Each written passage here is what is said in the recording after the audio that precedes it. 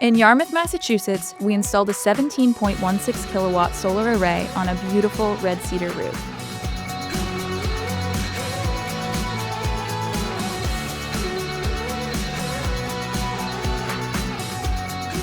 The home's post and beam construction required exterior conduit, which was carefully routed along building lines for a clean, discreet appearance.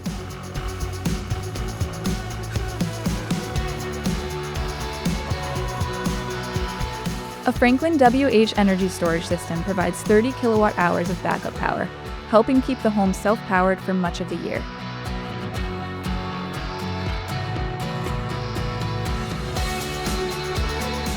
For added reliability, a 30 kilowatt standby generator can recharge the batteries during extended outages when winter weather limits solar production.